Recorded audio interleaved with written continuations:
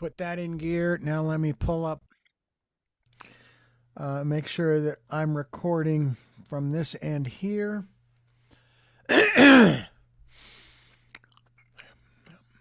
Come on, open. Jesus. Come on, Maxwell, open up. There it is. Okay, now it's opening. And there we go. Testing 1, 2, 3. Say a few words if you would. Hello, hello, hello. All right, I've got to change that setting, and then we're off to the races. And let's see. By the way, you ever watch the Kentucky Derby? I want to see it. I missed it this year. Oh God, it was awesome. It was awesome. Okay, I think we're ready to rock and roll in 3, 2, 1. You're live. Hello, hello, hello, Santa Barbara. It's your chantress of everything valuable and beautiful, Elizabeth Stewart. So pleased you joined me today because there's three important topics I want to consider in order. And first is the Venice Biennale, a huge big deal in the art world, international art world, where 110 countries have chosen small, not so small sometimes, pavilions. And each country has the chance to invite an artist from their country to actually do the pavilion in whatever they want to do. And some of these pavilions have come under a lot of fire, and I'm sure you know what I'm talking about. For example, the Russian pavilion has come under a lot of fire, a lot of protests. The US pavilion has as well. It is the least attended pavilion in all of the nations. There's reasons for that. South Africa, Australia, and Israel. Those pavilions were the site of some protests.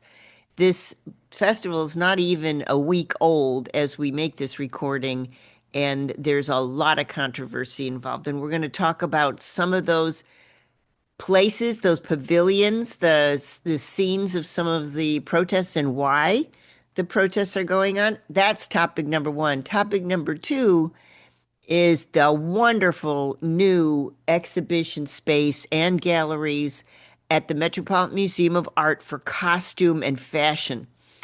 This is a huge, big step for the Metropolitan Museum, and likewise, the Metropolitan Museum every year, under the curatorship of the editor of Vogue, uh, presents the Metropolitan Gala, where the tickets are $100,000 a pop each, and you are allowed to show up in the theme of the show, which has to do with not clothing per se, but costumes. And some of the fantastic costumes that walk the red carpet, some of the celebrities and the stars in costumes that they had designed, echoing the actual designs of the new costume pavilion. Our last topic is going to be a very interesting blip in the art world, and that is the record-breaking sale of a toy in the Star Wars theme. Over 3.5 million for this toy, and that is a big record. I don't know what's going on with that, but we'll find out. We're going to investigate that. First, I want to set the scene a little bit, Richard. So the favorite pavilion, a lot of people have been writing about the Austria pavilion at the Venice Biennale. So, like I said, if you picture in your head every country, 110 of them participating, every country gets to have their own pavilion, and the pavilions are parts of Venice. Most of it's concentrated in the Arsenal area of Venice, but there are some outlier pavilions. Austria is the big controversial pavilion, not for any of the political messages, but because of what the exhibition is all about. So it might turn out to be the favorite pavilion of the year, and this by Biennale has been going on for years and years and years. And Richard, I actually attended one year. It's pretty fantastic. You go from pavilion to pavilion, kind of like a World's Fair, but it's more like the Olympics of the art world because each pavilion is dedicated to a certain star artist. And we'll talk a little bit about the US's choice for that. First of all, Austria. Well, why is it the favorite pavilion? Well, it's one room. There's a naked woman. She has an oxygen device, she's like a diver, and she's immersed in a tank of what looks like water. And flanking the tank, if you can picture this, Richard, are two porta potties. So there's a young woman, naked young woman, and she's hanging in this tank of water. Next to her are two porta potties. And on the porta potties, there's a request that it's just pee only. And they invite the visitors to use the porta potties. And you're thinking, well, what is that going? I mean, what has that got to do with this woman? Turns out that the woman in the tank next to those two porta potties is attached to a large filtration mechanism that actually filters the urine into fresh water. And this is a work of art, believe it or not. Now, halfway through the visit, any given hour that you're visiting Austria Pavilion, you will see a cleaning lady outfitted in waders and rain gear, and she's frantically from the back of the gallery to the front, mopping away to beat the band. She's frantically trying to clean up some mess. Well, at that point, the attendant at the gallery says, we have to clear the gallery. Someone didn't follow the rules. They actually didn't stick to urine only in the toilet. And now we have a real crisis on our hands because we have, fecal matter uh, on the floor here in the galleries, etc. Well, you think to yourself, what happened? This is craziness. I mean, why did this happen? But they do invite visitors you know, to urinate in the porta potties, and somebody had an accident, looks like. Well, Richard, that's the performance. That is the performance. Every hour this happens, nobody's supposed to tell anybody about it as they go out of the pavilion, but this is the work of art. It's about what we're doing to the planet, although it's a very sub message. But the real craziness of it is the scatological references, and people just think it's hysterical. This is the chosen artist that developed this concept for Austria, and this is the performance. It is the performance. Now, there's another pavilion that's making a lot of news, and that's the Japanese pavilion. And Richard, do you have time to comment on the Austria pavilion? What do you think about that work of art? Well, I mean, it's wonderful that they're allowing public participation in the creation of the art. Um, but quite honestly, I know that there have been art exhibitions. I'm sure you've seen them where you have stuff from the bathroom, like somebody's got a toilet that's, I mean, Backed up or something. Yeah. I guess it's a takeoff on that, but actually, the naked woman in the tank is quite comfortable in the nice heated water that's been purified, but she's not obviously comfortable when the filtration device encounters we should say logger jam, yeah, to put yeah, it. no pun intended. No pun intended. Okay, the Japanese pavilion. The theme is babies. What is the Japanese pavilion consisting of? Well, it's a number of changing tables for babies. And parents and visitors are encouraged to use the changing tables for the babies. The changing tables that you see where, there's a table, there's a strap that goes over the babies, and there's wipes there, there's new diapers there. Everything is there. And the Japanese artist who recently had twins, was frustrated with the lack of any kind of changing tables or any kind of infrastructure for babies. And she made a statement with her pavilion with the Japanese pavilion, and that whole pavilion is baby friendly, filled with changing tables. Now, what do you think about that? That is also audience participation, and it's also having to do with some somewhat scatological principles. So we're starting to see a theme here. What we're doing to the planet, that's sort of the undertext is what the I don't know. I almost said excuse for these sorts of installations. But what do you think about that one, Richard? The theme is babies, and the theme is, many, many changing tables. Well, I like the intent. All right, I like the intent. Um, and at the same time, I am sure that even the statue of David was rather risque to the point where I've even heard in this modern age that there are those who want to cover up David. Yes, And, absolutely. Yeah. and I know there'll be people who will say, "No, people these people, whoever they are, have gone too far." So, but I again, I like the intent. I don't know how much I care for the display, but I'm not gonna say, "Well, they ought to take it down." No, because maybe that's the point. Maybe it's they're in a manner of speaking euphemistically, they're putting this message in the face of the people, saying, Yeah. "Hey, wake up." Yeah. Yeah. And it's assaultive, Yeah. but it is effective in some ways. Now, Luxembourg, very small country, Luxembourg Pavilion at the Venice Biennale. They have done a video installation, and the artist from Luxembourg has done a video looping on a big screen, and it stars a normal, average woman and a man, but the man is actually a 6'2" poop. And I know, they do a whole dialogue and a rude dialogue at that.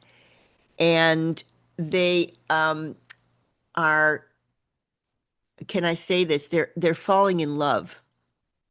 And it's sort of like a romantic comedy theme between the 6'2" man made out of poop and the young woman who's falling for this man.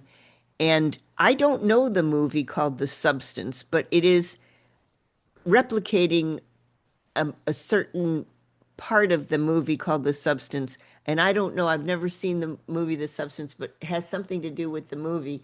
Anyway, it is also an assaultive thing. And my question is, why are these artists making work about waste products? Well, maybe it's a way of drawing attention to the large part of what we humans have been doing to our planet. Yeah, we've laid waste to it in some ways, I guess. Um, each of the pavilions is not bitter. When we talk about the Luxembourg pavilion, the Japanese pavilion, the Austrian pavilion, they're not bitter, they're humorous. They're meant to make you laugh satirically. And of course, that's very effective.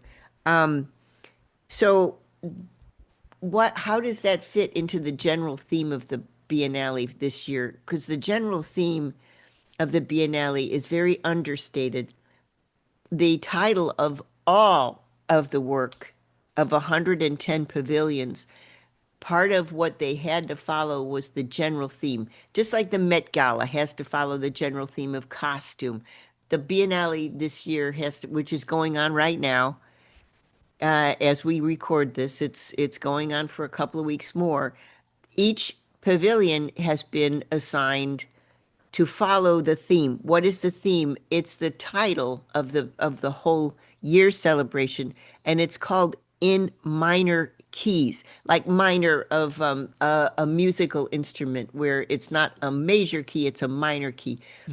And it's sort of a sad story, Richard. A year ago, the first African American, no, the first African Swiss, I should say, artist was chosen, the first Black woman to lead the Venice Biennale.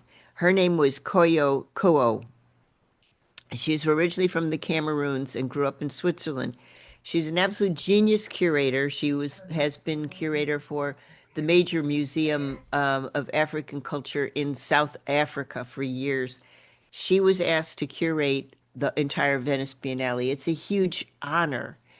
And a couple of months before the Biennale was meant to open, and she had named it in minor keys. That was the name she gave the theme of the Venice Biennale.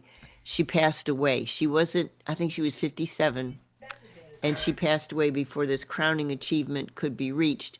At that point, five of the artists that she really loved took over the helm, and they kind of finalized her notes and her catalog, and they really came to the fore. And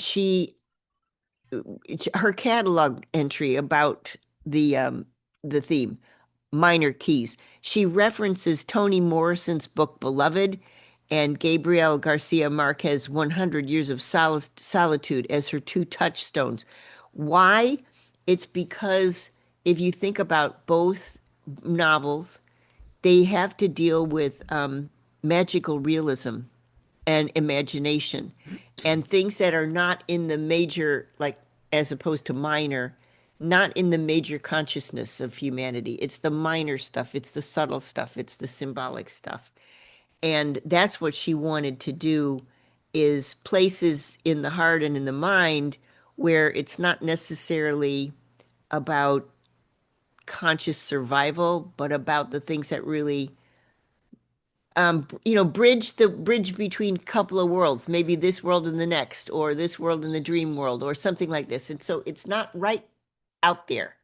It is the minor part of our existence that she wanted to celebrate. And what happened was when she passed away, it was her mantle was taken on and celebrated by the artist at the Biennale. So I think it's a wonderful story of resilience, and a lot of the theme about this year's Venice Biennale to 2026 has to do with resilience, and we'll talk about a little bit about what the resistance to some of the political messages have been in a little bit here. I want to switch over, Richard, to the Metropolitan Museum of Art because there were a number of protests as well. It seems that you can't make a major statement in the art world without a protest of some kind.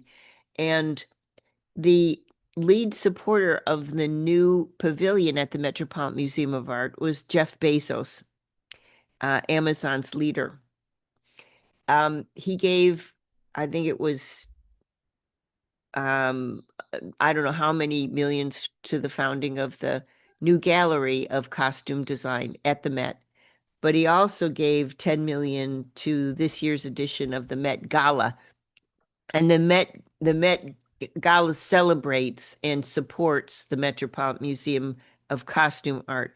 So this has led to some protests of Bezos. Why? Because a lot of artists don't feel that excessive displays of wealth mesh well with the subtleness of art. And a lot of artists also um, do not relish Amazon's role in the recent ICE raids. And so the idea was they were going to change their concept of what costume design was all about.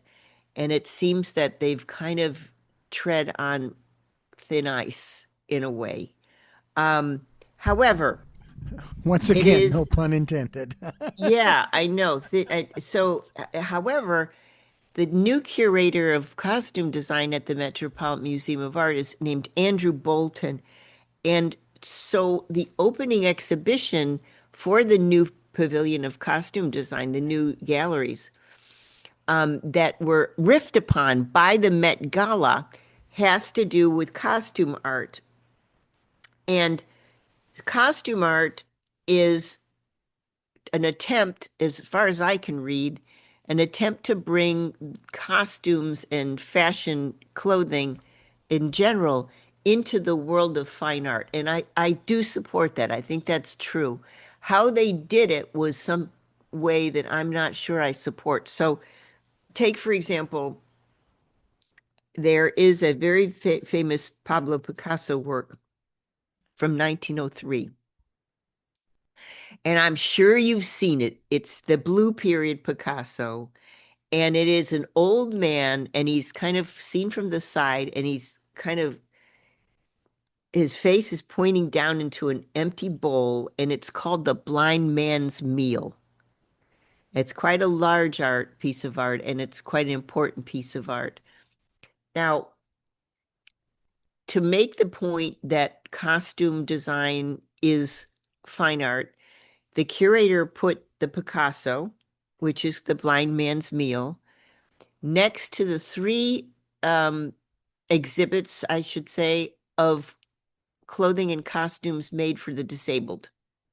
Hmm. So you have the Blind Man's Meal next to clothing designed for people bound for wheelchairs, etc.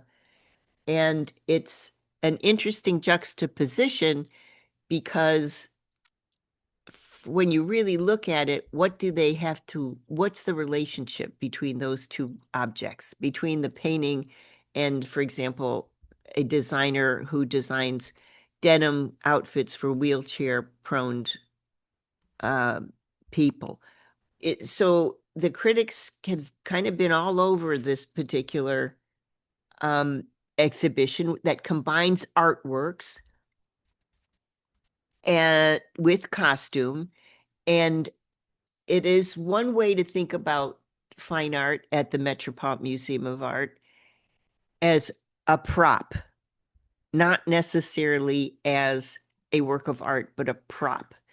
And so many of the critics have been a little bit turned off by the juxtaposition with every type of clothing. There's also an accompaniment by a work of art Hmm. that has something to do with the clothing, but it's unclear what it actually means in relationship to the clothing. So you have, for example, Picasso's Blind Man's Meal, a fantastic work of art, next to mannequins in wheelchairs wearing denim by Levi Strauss and Company. It somehow it may work for some people. I'm not sure everybody loves it. The some of the designers that are represented in the exhibition are some of my favorite designers. For example, Jean Paul Gaultier. I love him as a designer, and some of the really big names in the design world are represented. Their works have been represented at the museum, and they have risen to the level beyond commercial designers, way beyond. Now they are exhibiting artists at the Metropolitan Museum of Art. So Issey Miyake is there, Givenchy is there, Yves Saint Laurent is there, etc. Um, and so the show itself doesn't really place the costumes in perspective with the artworks that are next to it. And every, like I say, three or four mannequins, which by the way are faceless, has this really interesting accompanying masterpiece of art next to it. Hmm. Um, this is at the new Condé Nast Galleries, and that's the people that put up the money for the galleries at the Metropolitan Museum. And this is a new opening. It's just happened this past month, and then just a week ago or so, the there's a blockbuster exhibition was opened there. It's called Costume Art, and it examines the bond between the dress body and visual art history. Well, if they do it well or not is the question. And the actually what we're doing is looking at categories of bodies for this show. Like we talked about the disabled body. Also, the curator Andrew Bolton at the Metropolitan has um, obviously done the fashion sinewy silhouettes, but he's also included pregnant bodies and aging bodies as his mannequin models. Um, and likewise, he's pictured works of art. He's hung works of art that have to do with pregnancy or have to do with aging. I get the allegory. Um, some curators and critics do not get it. And then, of course, you have all of the incredible, lavish displays of wealth at the $100,000 a ticket Metropolitan Museum gala that supports the Metropolitan Museum of Art's Costume Institute. And obviously, Anna uh, Wintour of Vogue has chaired the gala for years and years. Also a commercial endeavor. Fashion is art, yes. Fashion is art, and to emphasize that, one of the artists that has been collected by the Metropolitan Museum was asked to come in a design that she made of her own clothing to the Metropolitan Museum. So it's a little like some critics are saying it a little bit beating the horse about the head, so however, that happened. I encourage you, if you're listening to me today, take a look at the clothing that got marched down the red carpet for the Met Gala, especially look at Beyonce's outfit. Some of the, I mean, millions and millions of dollars that each celebrity spends on just the clothing is absolutely astounding. I do have to Um, say, we did watch some of the people going down the red carpet on a did couple of you? the programs like Entertainment Tonight and Inside Edition. And there were two that were troubling to me. I'm not Yeah. saying they shouldn't have, but the first one was of a woman, and I don't know who it was, I can't remember, who was wearing a dress, allegedly a dress, that looked more like she was infected with some disease that bloated her body. All right. I was brown and purple and black, and it's like, what is that? All right. Then there was another gal who had one of these enormous trains and had to have two or three people help. And That she was got Madonna, upset. by the way. That She was got, Madonna with the she enormous got train. upset with the people who were trying to Oh help. yeah, the peons. It's Yep. like, you're the one that chose to wear this thing. They can leave. You deal with it. I mean, give me a break. But so those were the two This is that were sort this of, is why there was a protest. The yeah. ostentatious show of so much wealth in the midst of what we're going through is so this is you exactly put the nail on the head there. Yes, that was Madonna with the train, a long train, at least I would say 30 feet long, and her two servants behind her were not carrying the train the way she wanted it, and she had a tizzy fit. And yes, that was caught on camera. I Yes, just that I kind of just had to thing made, laugh. yes, that's right. So, okay. Now, what's happening with, oh, do we have to go to quick break? Yeah, let's take a quick break. Okay, quick break, and then I want to talk about some of the fallout from the Russian pavilion, the US pavilion, and the Iranian pavilion, which actually pulled off the list for the Venice Biennale. What's been getting a lot of attention is the US pavilion, but it's been getting a lot of negative attention because of the political, I don't know what you call scrutiny that the pavilion was under by the Trump administration to make the art itself reflect American values. In whose values? Well, necessarily not the artist's values, but the American president's values. And so this has led to poor attendance for the U.S., very bad attendance indeed, and protests. And Mm. so it's not necessarily, I know, it's not necessarily a great thing to have this thrown in your face as an artist, but the poor artist that was chosen to represent the United States is suffering because of this. Mm. So when we get back, we'll talk a little bit about the intersection, not the least of which, Richard, is the miles long lines that the airplane travelers have to endure because of the all the shutdowns because they can't get into the countries fast enough. They're spending days Yeah. sleeping in the airport just to get to the Venice Biennale. So there's a lot of political stuff happening around that. They're stuck in line in immigration lines forever. And the ironic thing was that was the opening night. So millions of people that were supposed to be attending the Venice Biennale were stuck overnight wherever they were going to, or going from, I should say. And when they got to St. Mark's Square in Venice, a massive rainstorm opened up, and the entire, you know, these poor peoples, and all the artists we're talking about 110 nations attending. And so, yeah, it's a sad story. When we get back, we'll talk a little bit about the central theme of the Biennale and the Russia's inclusion in the theme of subtle, minor nuances of a very symbolic life that art is supposed to convey to us, and why Russia Pavilion has been targeted. There have been, there's a group I'll tell you about, Richard, called Pussy Riots. Mm-hmm. They're actually Russian singers. They've actually targeted the pavilion, the Russian pavilion, with pink gas. Oh, Uh, and it's amazing, quite amazing.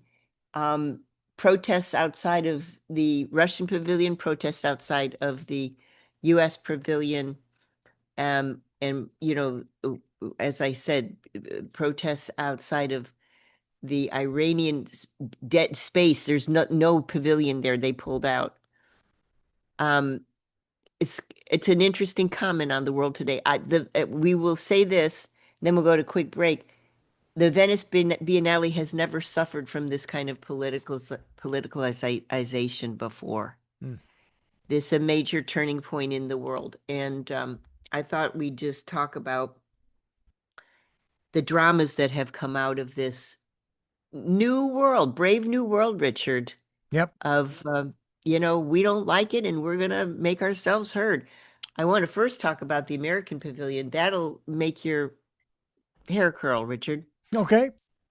if you had any left. Don't turn that down. Back in a minute. Oh, that was good. That was very good. All right, here we go. In three, two, one, you're live. Welcome back. It's Elizabeth Stewart, and we're talking a little bit about the Venice Biennale that's on right now. Some of the wonderful titles of some of the pavilions, they say 110 countries. This is 110 countries represented, and 110 countries get to pick their own artist. And that artist gets to do the design and the art installation of the pavilion itself. So the latest wrench that was thrown into the Venice Biennale for this year is that the jury would not consider any nation that had been charged. So they get to invite the nations, and they would not invite any nation that was charged with crimes against humanity by the International Criminal Court. So that would have knocked out Israel and Russia. And instead, Israel and Russia were allowed to join, and their pavilions, the Israeli and the Russian pavilions with the artists also, have generated widespread controversy. Politicians, artists, participation of other artists from other pavilions all over the world have tried to get the board at the Biennale to exclude Israel and exclude Russia. And because the Biennale says that it's not a country, it has no right to remove the representation of a country that is recognized within Italy itself because the Venice Biennale is held in Italy. And if Italy doesn't recognize these countries as being criminal actors, there's nothing that the Venice Biennale can do about it. That's what they're saying. Now, what do we have? What's at the Russian pavilion? Okay, so the Russian pavilion this year, no pavilion has received as much scrutiny as Russia. And that is because the EU itself has weighed in on the Russian pavilion. It's titled, the pavilion has it, each pavilion has a title, by the way. Russia pavilion is titled "The Tree is Rooted in the Sky." And the pavilion features 50 museums, sorry, 50 musicians, poets, philosophers, and they are all saying in their own medium that politics exists within temporary dimensions, whereas culture is communicated in eternity. And so, in the project that was built inside the Russian pavilion, the culture minister to Russian said, "In our new project, eternity prevails over monetary and momentary concerns. Culture rules over politics." And unfortunately, he said, some of the visitors do not understand what he's talking about. Well, okay. This is the first pavilion that was allowed to happen from Russia since the nation invaded Ukraine in 2022. Um, and in 2024, Russia didn't participate because they were kind of afraid of the reaction. In 2026, they are participating. Um, and Russia revealed its plans to come to the Biennale, and all sorts of artists and curators um, have said that they will not attend. The entire nation of Finland, the entire nation of Latvia has said they will not attend any of the celebrations at the Biennale unless Russia is asked to leave. I mean, this is again something that is a new wrinkle in the history of the art world. It questions the neutrality of the Biennale in general and the neutrality of the art world in general. Well, this is what happens now is the question. Um, each country that is participating is um, responsible for their own statements. And they also are responsible for curating the money that is given to them. I think it's like 2 million each, Hmm. in a wise way. Um, this is let's talk about the US pavilion now, Richard. Mm-hmm. This one is much has generated much controversy. A very famous and great artist, sculptor, Alma Allen. He's a male. He's a Utah-born sculptor. He is the U.S. choice to build the U.S. pavilion at the Venice Biennale this year. He has mounted an exhibition, which is called "Call Me the Breeze," and every piece in the collection, in the gallery, there's 5 galleries. Every piece is by him, and the overarching narrative is abstract work that talks about um, objects. So there's molten bronze, and there's carved stone, there's uh, fabric works, etc. And this is the first time in 30 years, because of the controversy that the US is facing in the world today, that the artist is sadly saying he's quoted as saying, "This is the first time in 30 years I felt the need to explain myself." Um, he has to explain himself. He's been on the defensive because he's accepted the invitation to make this art for the United States. It's one of the greatest honors an American artist can receive. But our State Department, the US State Department, insisted that the artist's work this is a quote, Richard, reflect and promote American values. Um, the artist was not allowed to promote DEI initiatives, discriminate, anti, he wasn't allowed to promote, he was not allowed to promote equality, principles, etc. He had to work within the parameter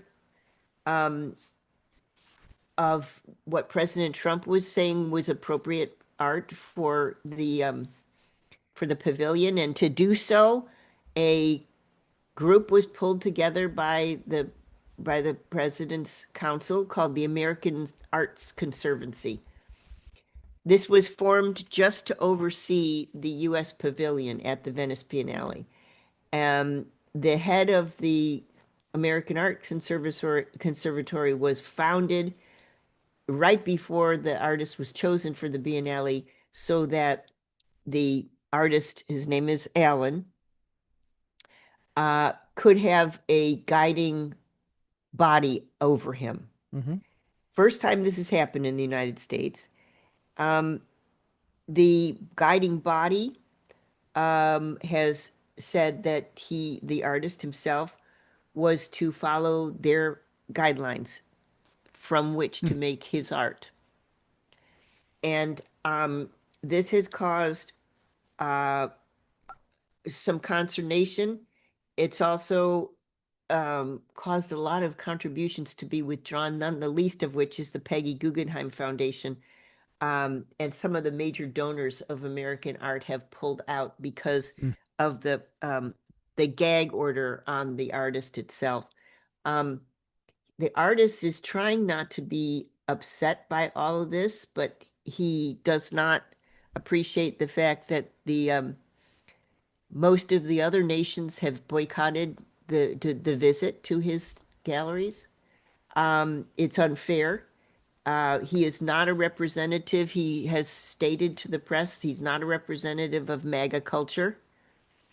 He doesn't understand why it's such a big deal that people should look at his art. In the meantime, he's moved to Mexico. Well, my reaction to that is, if I were the artist, I'd say, "All right, you want it that way? You do it." It's like this is such a privilege to be the one artist choice. Sort of, it's like the gold medal winner Yeah, for a nation. yeah, It's a huge yeah. honor. Another interesting pavilion that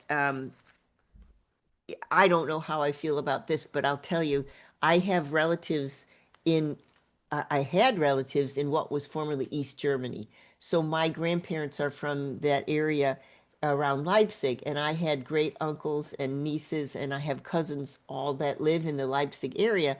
And when I was young, when the country of East Germany still was East Germany, behind the Iron Curtain, I snuck in. My German was good enough, and I snuck in and visited a cousin of mine. Now, for the German pavilion, they have designed the pavilion in the